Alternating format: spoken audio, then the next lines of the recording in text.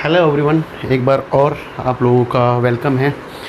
और आज हम लोग आपको पढ़ाने जा रहे हैं एनसीईआरटी फोल्डर चैप्टर नंबर 1 का। और चैप्टर नंबर 1 रियल नंबर्स के बारे में ऑलरेडी मैं 2 वीडियोस डाल चुका हूं और उन्हीं से रिलेट करता हुआ चैप्टर नंबर 1 और चैप्टर नंबर 1 का एक्सरसाइज नंबर 1 और एक्सरसाइज नंबर 2 के एनसीईआरटी फोल्डर के ऊपर हम आज फोकस करेंगे। और क्योंकि इसके कई सारे क्वेश्चंस मैं आपको पहली 2 वीडियोज़ में ही बता चुका हूं, तो मैं जिन क्वेश्चंस को मैं ऑलरेडी आपको करा चुका हूं उनके ऊपर मैं सिर्फ कमेंट करूंगा कि मैंने इस वीडियो में वो आपको बता रखा है। हार्डली 2-3 क्वेश्चन होंगे जो आपको दोनों एक्सरसाइज के अंदर करने होंगे और उसके बाद फिर हम एक और नई टॉपिक की तरफ बढ़ेंगे। ठीक है, लेट्स स्टार्ट। देखते हैं कैसे हैं ये क्वेश्चंस। तो एनसीईआरटी फोल्डर एक्सरसाइज नंबर 1.1 का पहला question already done in first video. पहला क्वेश्चन जो उसने बोला आपको कि मैं पढ़ के सुना देता हूँ। पहले क्वेश्चन के अंदर कहता है यूज़ यूक्लिड डिवीज़न लेमा या एल्गोरिथम फाइंड द एचसीएफ निकालना था आपको 2 नंबर्स के बीच में। और किसका यूज़ करके? यूक्लिड डिवीज़न एल्गोरिथम का यूज़ करके। तो गाइस, यूक्लिड डिवीज़न एल्गोरिथम का यूज़ करके 2 नंबरों का एचसीएफ निकालने के बारे में हमने आपको फर्स्ट वीडियो के अंदर बता रखा है। तो उसको आप ढंग से रिव्यू करेंगे, एक बार ढंग से और अच्छे से देखेंगे तो आपको चीज़ें क्लियर हो जाएंगी। और उस पर बेस्ड मैंने 5-7 क्वेश्चंस आप लोगों को ऑलरेडी प्रैक्टिस के लिए भी दिए हुए थे एज अ वर्कशीट। ठीक है guys. Similarly second number question proving statement है। ये आपको मैंने फर्स्ट वीडियो में सेकंड पार्ट में समझाया था। तो फर्स्ट वीडियो के अंदर ही मैंने आपको जब प्रूविंग स्टेटमेंट्स यानी कि जो वर्ड्स प्रॉब्लम वाले कुछ क्वेश्चंस थे उन क्वेश्चंस के अंदर बताया था। उसमें बोला गया है कि अगर आपके पास कोई पॉजिटिव नंबर है उसको पर्टिकुलर एक फॉर्म में अंदर लिखना है। क्वेश्चन इस तरह से बोला गया है आपको, कह रहा है show that any positive odd integer in the form of 6q + 1 and 6q + 3 and 6q + 5। तो इसके बारे में भी हम आपको फर्स्ट वीडियो के अंदर ही आपको बता चुके हैं। यूक्लिड का जितना भी कॉन्सेप्ट था वो हम फर्स्ट वीडियोस के अंदर आपको बहुत अच्छे से क्लियर कर चुके हैं। तो ये पहली 2 questions already done first video, तो ये हम कर चुके हैं। द मोस्ट इंपॉर्टेंट क्वेश्चन करने का तो हमने ये भी कर रखा है जो 3rd नंबर क्वेश्चन है, बट ये क्वेश्चन आपको फाइंड आउट करने के लिए है एचसीएफ, बट ये वर्ड्स की फॉर्म में है। एक प्रॉब्लम सॉल्विंग सम है, तो उसमें मुझे एक इम्पोर्टेंट मैसेज आपको पास ऑन करना है। इस वजह से मैंने ये क्वेश्चन लिखा है, अदरवाइज़ ये पूरी की पूरी एक्सरसाइज आपके लिए होमवर्क में थी। तो सिर्फ मुझे वो चीज़ जो आपको बतानी है वो बताने के बाद ये क्वेश्चन बहुत इजीली आपको समझ में आ जाएगा, कोई प्रॉब्लम नहीं है। बहुत इंपॉर्टेंट मैसेज है, तो ध्यान से समझिएगा कि मैं क्या बताने जा रहा हूँ आप लोगों को। तो देखिए क्वेश्चन नंबर 3 कह रहा है an army contingent of 616 member is to march behind an army band of 32 members in a parade. एक परेड के अंदर 616 लोगों का एक ग्रुप 32 लोगों के एक बैंड ग्रुप के पीछे मार्च करता हुआ चल रहा है एक परेड के अंदर। तो किसी भी परेड में आप लोगों ने देखा होगा, रिपब्लिक डे के दिन या किसी और परेड में आप लोगों ने देखा होगा कि जब ये मार्चिंग होती है तो उस वक्त ये लोग नंबर ऑफ़ कॉलम और नंबर ऑफ़ रोज़ और नंबर ऑफ़ कॉलम को डिसिप्लिन करते हुए चलते हैं, बिल्कुल ऑर्डर में चलते हैं। तो उसी से रिलेट करता हुआ ये प्रॉब्लम सम्स हैं। तो देखें, the 2 group are to march in the same number of column. यहाँ पर ये बता रहा है कि वो दोनों के दोनों जो ग्रुप थे, एक बैंड वाला ग्रुप और एक नॉर्मल ग्रुप, वो दोनों के दोनों सेम नंबर ऑफ़ कॉलम्स में मार्चिंग कर रहे हैं। आगे बहुत ही इम्पोर्टेंट लाइन क्या है, सुनिए ध्यान से। What is the maximum number of column in which they march. यहाँ पर इस लास्ट वाली लाइन में आपको फोकस करना है। लास्ट वाली लाइन में व्हाट इज़ द मैक्सिमम को मैंने रेड कलर के मार्कर से आपको डिनोट कर रखा है और थोड़ा सा हाईलाइट किया हुआ है।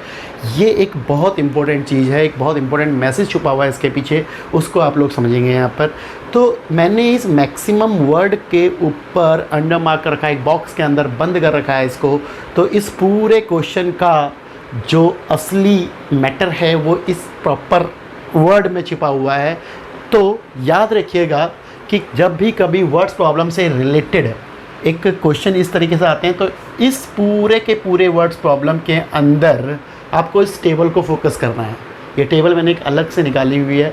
अगर इस वर्ड्स प्रॉब्लम में आपके पास इस टाइप के कोई भी वर्ड या इनसे मिलता जुलता सेंस, या तो एग्जैक्टली वर्ड मिल जाएगा या इससे रिलेट करता हुआ उसका सेंस बनेगा। तो जब कभी भी ऐसा होगा तो समझ जाना इस टेबल का कुछ काम होने वाला है। तो लेट्स स्टार्ट। टेबल हमने आपको बिल्कुल सिंपलेस्ट कर दी है, बहुत ही आसान बना दी है। क्या? Highest, greatest, longest, biggest, largest, utmost, इन सभी वर्ड्स का मतलब ऑलमोस्ट एक जैसा है। तो जब कभी भी किसी भी इस टाइप के वर्ड्स प्रॉब्लम के अंदर इस टाइप का कोई भी शब्द, कोई भी वर्ड मिले या उससे रिलेट करता हुआ सेंस बने, तो आप लोगों को क्या करना है? HCF फाइंड आउट करना है। इसमें कहीं से कहीं तक नहीं लिखा कि आपको HCF निकालना है, बट इस मैक्सिमम वर्ड से आपको पता लगाना है कि मैक्सिमम नंबर ऑफ कॉलम कितने अरेंज करने पड़ेंगे कि जिससे कि वो नंबर ऑफ कॉलम्स में इक्वली डिवाइड हो जाएं। कौन कौन? पहला ग्रुप और दूसरा ग्रुप, दोनों के दोनों ग्रुप। तो गाइस HCF में ये सभी के सभी वर्ड्स को फोकस में लाना है। अगर ये सभी के सभी वर्ड में से कोई भी वर्ड आपको इस वर्ड्स प्रॉब्लम के अंदर नज़र आ रहा है या उससे रिलेट करता हुआ मीनिंग बन रहा है, तो आप लोगों को उसको HCF फाइंड आउट करना है। सिमिलरली LCM में लोएस्ट, स्मॉलेस्ट, शॉर्टेस्ट, स्मॉलेस्ट, इन्हीं से रिलेट करते हुए वर्ड्स हैं। और मोस्ट इम्पोर्टेंट एटलीस्ट, इस टाइप का कोई भी वर्ड अगर आप लोगों को मिलता है तो आप यहाँ पर क्या निकालेंगे? LCM निकालेंगे। अभी मुझे ध्यान में आ रहा है कि एक्सरसाइज नंबर 2 का, हालांकि मैं डिस्कस करूँगा बाद में, लेकिन एक्सरसाइज नंबर 2 का हम लोग क्वेश्चन नंबर 7 देखने जा रहे हैं। आप लोग अपनी बुक में देखेंगे। 1 मिनट का पॉज ले रहा हूँ मैं, 10 सेकंड का पॉज ले रहा हूँ मैं। तो उसमें आप लोग तब तक अपना 1.2 का क्वेश्चन नंबर 7 NCERT का निकालेंगे और वहाँ पर मैं आपको इससे रिलेट करता हुआ मीनिंग समझाने की कोशिश करूँगा। तो समझिएगा कि वहाँ पर आपको LCM निकालना है। तो गाइस LCM और HCF के ऊपर मैं ऑलरेडी वीडियो बना चुका हूँ, तो इससे रिलेट करता हुआ क्वेश्चन को मुझे ज़्यादा करने की ज़रूरत नहीं है। फिर भी मैं इसके बारे में आपको बता देता हूँ कैसे आप लोग करेंगे। बट उससे पहले LCM से रिलेटेड वो क्वेश्चन देख लेते हैं। आप अपनी बुक में देखिए, मैं अपनी बुक में देखता हूँ। 1.2 का क्वेश्चन नंबर आपके पास 7th क्वेश्चन पढ़ के सुना रहा हूँ, करना आप लोगों ने, तो ध्यान से देखिएगा। क्वेश्चन है, there is a circular path around a sport field. एक स्पोर्ट फील्ड है, सर्कुलर पाथ है उसके अराउंड। उसमें क्या हो रहा है? Sonia takes 18 minutes to drive 1 round of the field. Field का एक राउंड कंप्लीट करने में सोनिया जो है 18 मिनट लेता है। While Ravi takes 12 minutes for the same. उसी काम को कंप्लीट करने में, यानी कि उसी पाथ को कंप्लीट करने में रवि ने जो टाइम लिया वो 12 मिनट्स लिए। इसके बाद की लाइन बहुत इंपॉर्टेंट है, ध्यान से सुनिएगा क्या कह रहा है। कहता है suppose they both start at the same point at the same time at the same direction. मान लेते हैं कि दोनों लोगों ने, रवि ने और सोनिया ने, एक ही जगह से, एक ही पॉइंट से, एक ही दिशा में, एक ही समय पर आप चलना स्टार्ट किया या राउंड लगाना स्टार्ट किया। तो एक ने उसको 18 मिनट के अंदर कंप्लीट किया, एक ने उसको 12 मिनट के अंदर कंप्लीट किया। और कंडीशन ये है कि किसी पर्टिकुलर जगह से वो सेम टाइम पर सेम डायरेक्शन में मूव करेंगे। तो आगे बोलता है उस क्वेश्चन के अंदर, तो क्या कह रहा है कि after how many minutes will they meet again at the starting point. Will they meet at the starting point, अगर वो स्टार्टिंग पॉइंट पर मिलेंगे। इस सेंटेंस में, इस पूरे क्वेश्चन के अंदर इनमें से कोई भी वर्ड आपको नज़र नहीं आ रहा, एग्जैक्टली वर्ड नज़र नहीं आ रहा। बट क्या मैं लास्ट वाले लाइन पर, लास्ट वाले सेंटेंस पर अगर एक बार और फोकस करूं तो उसमें आपका जो मीनिंग बनने जा रहा है, क्या लिखा हुआ है? After how many minutes will they meet again at a starting point.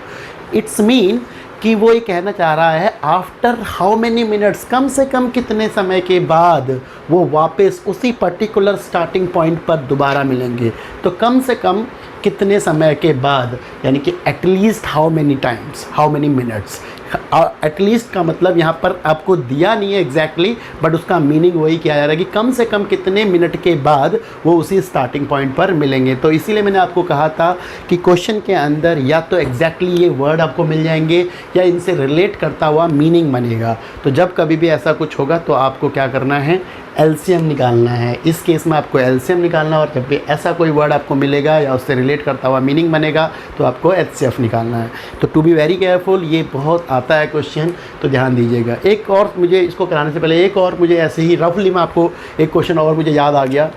तो सपोज़ मैं एक रूम में हूँ और इस रूम की ये 3D रूम है, तो इस रूम की आपके पास 3 डायमेंशनल्स होती हैं, 3 साइड्स होती हैं, लेंथ, ब्रेथ और हाइट।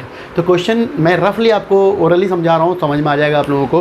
क्वेश्चन ये दिया होगा कुछ में, उसमें बोला होगा कि इस पर्टिकुलर रूम की लेंथ, जो इसका लेंथ साइड है वो आपको, सपोज़ मैं एग्जांपल के तौर पर ले लेता हूँ, 650 मीटर की है या सेंटीमीटर की है, वट एवर जो भी आप डेटा लेना चाहें, 650 सेंटीमीटर का है। इसका ब्रेथ 775 मीटर का है और इसकी हाइट 850 मीटर की है या सेंटीमीटर की है। तो एक जैसी यूनिट तीनों 650, 775 एंड 850 इसकी लेंथ, ब्रेथ और हाइट है। क्वेश्चन लास्ट में ये कहा गया होगा, तो व्हाट इज़ द लॉन्गेस्ट, मतलब what is the longest rod put in room. इस रूम के अंदर सबसे बड़ी जो रॉड है वो कितने सेंटीमीटर की होगी, ये आपसे पूछा गया होगा। तो लॉन्गेस्ट रॉड की जो लेंथ होगी, what is the length of the longest rod in this room. तो समझने की कोशिश करना, जिस भी रूम में आप लोग अभी इस वक्त बैठे हुए हो, उस रूम में अज्यूम करो कि सबसे लॉन्गेस्ट रॉड, आपको एक बात तो क्लियरली समझ में आ रही होगी, लॉन्गेस्ट वर्ड यूज़ कर लिया है तो लॉन्गेस्ट का मतलब इस वाले कॉर्नर में आपको जाना है और आपको एचसीएफ निकालना है, ठीक है। तो आप सोचेंगे कि लॉन्गेस्ट रॉड कौन सी है, यानी कि उस एक कॉर्नर से, एक पर्टिकुलर कॉर्नर से बिल्कुल उसके अपोजिट बॉटम साइड में, टॉप से बॉटम साइड में आप लोगों को देखना है और वो सबसे लॉन्गेस्ट रॉड होगी।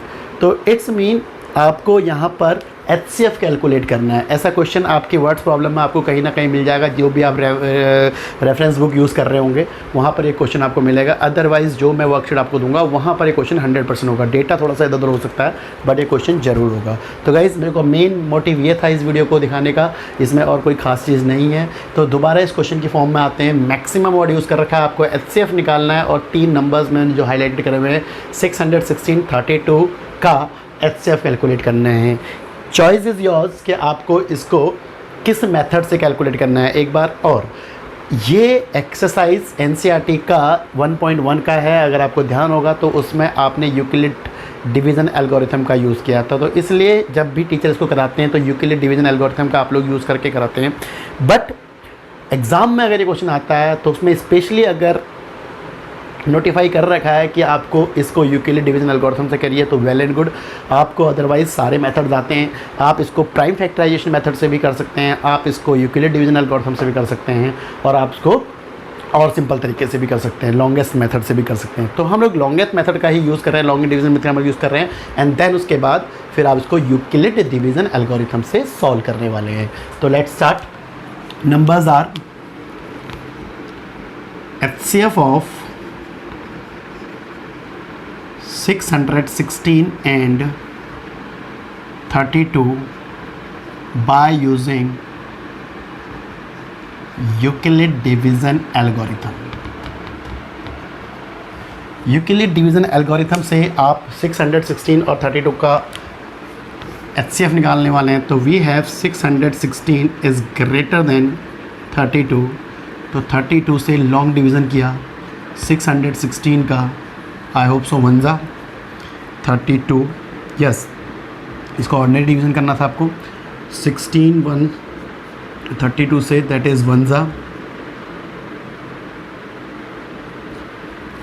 64, 2 से में जा रहा, तो यानी कि ऑलमोस्ट 29 एंड 6 9 ज़ा 320, तो 320 में माइनस कर दो 32,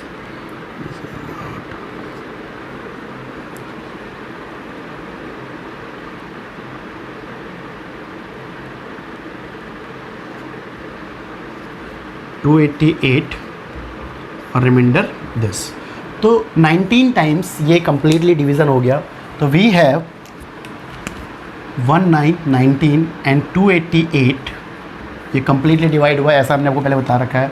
और रिमाइंडर आया 8, अगेन हमने 8 से डिवाइड किया, दैट इज़ 32, और ये 4 में कंप्लीट हुआ। तो we have HCF is 8।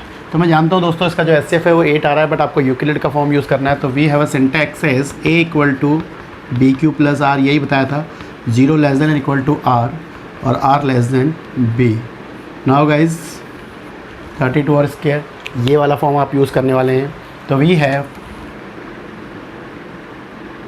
A that is 616 = B that is 32 × 19 plus R that is 8. One more time, 32 = that is 8 × 4 plus 0. तो this one as a HCF. तो we have guys यहाँ पर जो आपके पास HCF आया, इट इज़ 8।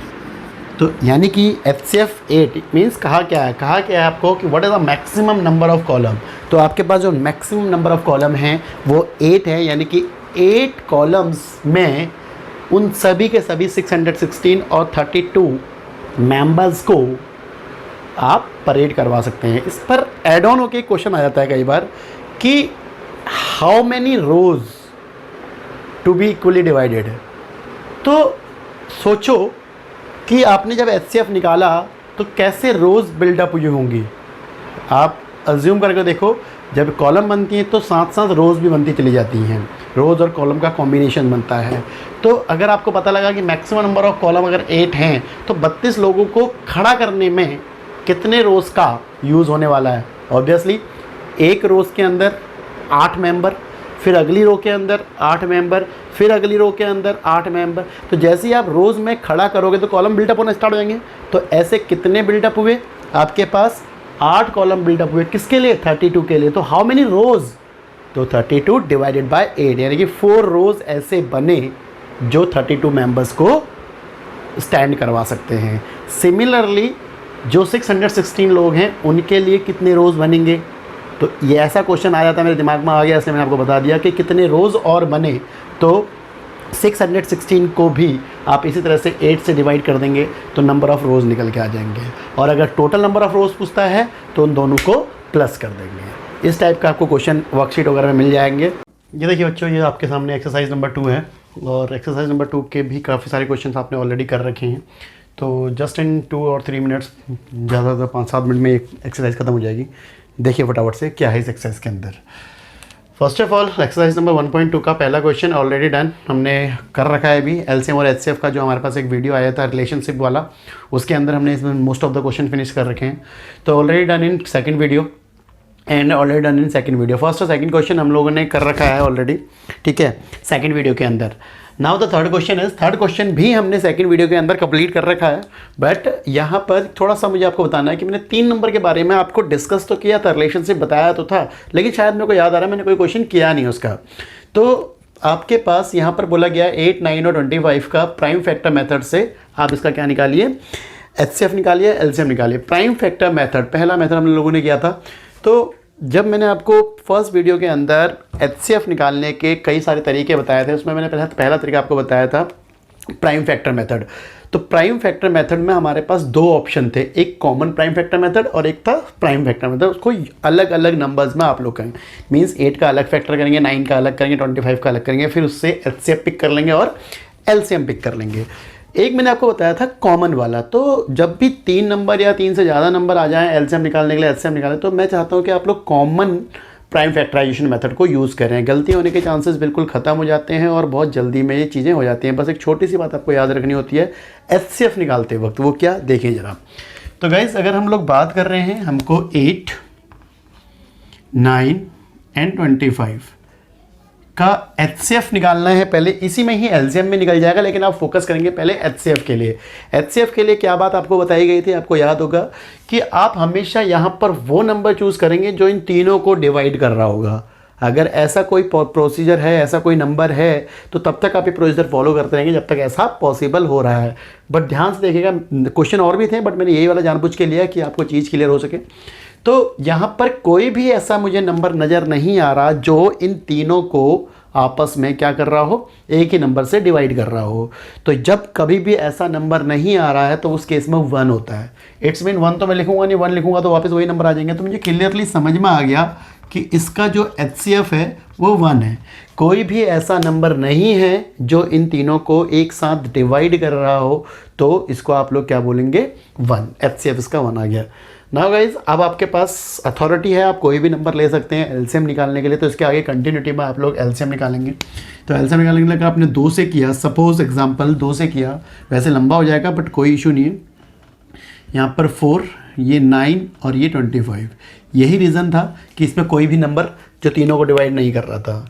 अब आपके पास आगे फिर अगेन आपने 2 से किया, तो यहाँ पर 2, 9 एंड 25। अगेन आपने 2 से किया, 9 एंड 25। अब ऐसे आप जितने भी प्राइम नंबर्स ले लो, सॉल्व ये यूनिक ही होता रहेगा। तो इसमें कोई ज़्यादा टाइम वेस्ट करने की ज़रूरत नहीं है। डायरेक्टली 9 से करेंगे तो ये 1, ये भी 1, ये 25। इसको आप 25 से करेंगे तो 1 एंड 1 एंड 1। तो जैसे ये पॉसिबिलिटीज़ आती है तो आप उसके बाद ये बताते हैं कि यस इसका ये एलसीएम है। तो एलसीएम कैलकुलेट करते वक्त आपके पास जो नंबर आए that is 8 into, I mean two से 2 इंटू 2 इंटू 2 इंटू 9 इंटू 25। तो we have 2 into 2 into 2 8, 8 into 9 into 25। मैं सिंपली अलग तरीके से मल्टीप्लाई करता हूँ, 8 into 25 that is 200, 200 into 9 that is 1800। तो 1800 इसका क्या है, एलसीएम है। क्या है, एलसीएम है। और एचसीएफ क्या है, 1। तो इस तरीके से 3 नंबर्स का आप एचसीएफ निकालते हैं और एलसीएम निकालते हैं by using prime factorisation method. तो क्वेश्चन आपको ऑलरेडी पहले से आता था, तो थोड़ा सा ध्यान से देखने वाली चीज़ थी। नेक्स्ट क्वेश्चन की तरफ पढ़ते हैं। 4th क्वेश्चन भी आपने ऑलरेडी करा हुआ है वीडियो। ये मैंने as it is question data change करके आपको वीडियो नंबर 2 के अंदर समझा रखा है। यहाँ पर आपको एचसीएफ गिवन है, याद रखना एचसीएफ गिवन है और 2 नंबर गिवन है और एलसीएम फाइंड आउट करने के लिए बोला हुआ है। एलसीएम, एचसीएफ और 2 नंबर, टोटल वैल्यूज़ हो गई 4। इन 4 वैल्यूज़ के अंदर कोई भी 3 वैल्यू गिवन देगा और 1 वैल्यू मिसिंग होगी। तो ये जो रिलेशनशिप आपने पढ़ा था LCM into HCF equal to product of 2 numbers. तो जब भी आप इस रिलेशनशिप को पढ़ते हैं तो इन 4 वैल्यूज़ में से कोई 3 वैल्यूज़ गिवन होंगी और 1 वैल्यू मिसिंग होगी, वो आपको कैलकुलेट करने को बोलेगा। तो उसकी हेल्प से आप ये एग्जाम क्वेश्चन नंबर 4 कर सकते हैं। As it is question data change था, वो मैंने आपको इस वीडियो से पहले वाली वीडियो में करा रखा है। तो गाइज़ वहाँ पर देख के ये क्वेश्चन आप सॉल्व कर सकते हैं। The next question number 5, the most important question, 1 marks में पूछे जाने वाला बहुत इंपॉर्टेंट क्वेश्चन है, ये ध्यान से समझिएगा। कहता है चेक वेदर 6 की power n can end with the digit 0 for any natural number n। Theoretical चीज़ है, इसके अंदर थ्योरिटी आपको बतानी है, बट उससे पहले मैं आपको उस मीनिंग समझा देता हूँ क्या कह रहा है। ऐसा एक एग्जाम्पल भी है आपके पास, एनसीईआरटी का एग्जाम्पल नंबर 5 है आई थिंक। तो उसमें आपको एक और थ्योरी का क्वेश्चन पूछा हुआ है, तो मैं सेंस समझा देता हूँ, क्वेश्चन चेंज होके भी आ सकता है। चेक वेदर 6 की power n, 6 raise to power n can end with the digit 0 for any natural number n। कह रहा है कि 6 की पावर n के लिए, और n कोई नेचुरल नंबर है, तो कौन सा ऐसा n का वैल्यू है जिसको 6 की पावर पर पुट करने पर उस नंबर का एंड 0 से हो जाए। तो गाइस ऐसा कोई नंबर नहीं है इस केस के लिए, बिकॉज ऑफ कि 6 की पावर कोई भी नेचुरल नंबर 1, 2, 3, 4 कुछ भी आप पुट कर रहे हैं उसका एंड विद 0 नहीं होगा, उस पूरे नंबर का जो पावर को सॉल्व करने के बाद आएगी। लेट्स से कुछ एग्जांपल देखते हैं। जैसे आप मुझे बताने वाले हैं 6 की पावर 1 दैट इज 6, 6 की पावर 2 दैट इज 36, 6 की पावर 3 दैट इज 216। तो जो भी आपने 6 की पावर 4 जो भी आएगा, तो ये नंबर का एंड, सभी का एंड 6 से हो रहा है ना कि 0 से। 6 का भी इत्तेफाक है, किसी और नंबर में देखेंगे तो 2-3 नंबरों से एंड होता है। तो इसका एंड किससे हो रहा है, 6 से हो रहा है, लेकिन वो कह किस ले रहा है, वो 0 से पूछ रहा है, तो 0 से एंड इसका नहीं हो रहा। रीज़न जानने की कोशिश कीजिएगा क्यों नहीं हो रहा। इसमें आपको फंडामेंटल थ्योरम ऑफ अर्थमेटिक का कॉन्सेप्ट छुपा हुआ है। वहाँ हमने आपको बताया था कि composite number is equal to product of prime numbers. तो गाइस उसी का कॉन्सेप्ट पे बेस्ड ये चीज़ आपके पास है। रीज़न मैंने लिखा हुआ है, ध्यान से देखिएगा। इफ़ द नंबर 6 की power n and with the digit 0 it would be divisible by 5। 2 से ये ऑलरेडी डिविजिबल है 6, तो 5 से डिविजिबल होना चाहिए था, या 5 का मल्टीपल होना चाहिए था, कुछ भी बोल सकते हैं। तो ये 6 की पावर है ना, अगर मैं 6 को तोड़ देता हूँ 2 इंटू 3 की फॉर्म में, तो इसमें आपके पास दो नंबर कंटेन हो रहे हैं 3 और 2, बट 5 नहीं हो रहा। तो इस वजह से इस नंबर का पावर कुछ भी रखने से टोटल नंबर 0 से एंड नहीं होगा। कुछ एग्जांपल समझते हैं। जैसे मैंने आपको बताया 6 की पावर 1, 6 की पावर 2, अगर सपोज मैं बोल दूं कि 2 इंटू 3 ऑलरेडी 6 है, इंटू 5 कर लेते हैं और उसकी पावर n कर लेते हैं, तो ये आ गया आपके पास 2 इंटू 3 6, 6 5 या 30, 30 की पावर n। अब आप कुछ भी नंबर ले लो, 30 की पावर 1 दैट इज़ 30, 30 की पावर 2 दैट इज़ 900, 30 की पावर 3 दैट इज़ 27000। सभी नंबर्स का एंड 0 से हो रहा है। इट्स मीन गाइस कि इस 30 का अगर हमने प्राइम फैक्टराइजेशन किया, इसके प्रोडक्ट किए, तो इसके प्रोडक्ट एक कंपोजिट नंबर की फॉर्म में आने चाहिए, उसके अंदर कंटेन करना चाहिए 2 एंड 5। ये कंपल्सन है कि उस फैक्टराइजेशन के अंदर 2 और 5 का कॉम्बिनेशन होना चाहिए, तो तभी ये पॉसिबिलिटीज़ है कि वो एंड विद 0 करेगा। 10 इसका एग्जाम्पल है, 20 इसका एग्जाम्पल है, एंड 30 इसका एग्जाम्पल है। इस तरीके से बहुत सारे ऐसे नंबर्स के एग्जाम्पल्स हैं, बट जिसके अंदर 2 और 5 के फैक्टर्स नहीं होंगे उसमें आप बोलेंगे कि it is not possible because of कि 6 की पावर n या जो भी वो नंबर होगा उसकी पावर n फैक्टराइज नहीं है 2 या 5 जो भी है। इसमें 2 था 5 नहीं था, इसलिए हमने 5 को लिखा। अगर आपके पास हो सकता है 5 हो 2 ना हो, तो वहाँ पर आप लिखेंगे कि इसके अंदर 2 कंटेन नहीं कर रहा, इस वजह से ये एंड विद 0 नहीं होगा। Therefore there is no end natural numbers with end with 0। तो ये इसका एक्सप्लेनेशन है। एग्जाम्पल नंबर 5 आप देखेंगे, उसमें कोई और नंबर दे रखा है, 4 की पावर n दे रखी है, वो भी नहीं होगा। मैं कह रहा था कि क्वेश्चन हल्का सा चेंज हो सकता है। चेंज क्या हो सकता है, यहाँ पर कोई और नंबर पूछ देगा और बोलेगा कि इसका नंबर एंड विद 0 हो रहा है या नहीं हो रहा। सेम क्वेश्चन होगा लेकिन नंबर चेंज कर देगा। तो गाइस वहाँ पर भी आपको यही चीज़ देखनी है। कई बार जैसे 20 लिख देगा तो आपको यस आंसर लिखना है, हमेशा ऐसा नहीं होता, बट किसी किसी फैक्टराइज में आप देखेंगे कि 2 और 5 दोनों अगर उसके अंदर कंटेन कर रहे हैं तो वो फैक्टराइज होगा, एंड विद 0 होगा, अदरवाइज नो। तो एक्सप्लेनेशन अपने अकॉर्डिंगली चेंज कर लेना। क्वेश्चन मैंने आपको समझा दिया है। Now the next one is explain why this number is composite number. ये भी एनसीईआरटी का छठा क्वेश्चन है। 2 पार्ट में था एक्चुअली, एक पार्ट और है वो आप लोग खुद करने वाले हैं। उसमें लिखा हुआ है explain why this and this are composite number. तो मैं एक को मैं समझा देता हूँ, दूसरे को आप खुद कर लेना। तो गाइज इसमें आपको कंपोजिट नंबर बताना है। कंपोजिट नंबर के लिए आपको पता होना चाहिए कि कंपोजिट नंबर का जब हमने डेफिनेशन आपको दिया था कि it has more than 2 factors, इसके 2 से ज़्यादा फैक्टर्स होते हैं नंबर इटसेल्फ 1 और एक कोई भी नंबर। तो उस चीज़ को अगर हमने प्रूफ कर दिया तो इट्स मीन ये कंपोजिट नंबर होगा। ये कह भी रहा है कि एक्सप्लेन करो कि ये कंपोजिट नंबर है। तो गाइज हमने लिया 7 इंटू 11 इंटू 13 प्लस 13। आपको पता है कि ये एक पूरा सिंगल नंबर है और ये एक सिंगल नंबर है। इन दोनों में आपके पास जो कॉमन वैल्यू निकल के आ रही है दैट इज़ 13। 13 आपने कॉमन निकाल लिया, that is 7 into 11 into 1 plus 1, इस तरीके से। तो 7 into 11 into 1 that is 77 plus 1। तो 13 इंटू 78। तो 78 और 13 को जैसे ही आप मल्टीप्लाई करते हैं, मुझे नंबर आई थिंक याद आ रहा है, दैट इज़ 1014। आप लोग कैलकुलेट कर लेना। 1014 एक नंबर है जो कि फैक्टर होंगे मोर देन 3, मोर देन 2। इसके फैक्टर मोर देन 2 होंगे। कैसे, मैं एक्सप्लेन करता हूँ। एक तो ये खुद होगा, एक 1 होगा, और इसकी लास्ट डिजिट 4 है, तो ये 2 से डिविजिबल भी है। तो it is a composite number it is an composite number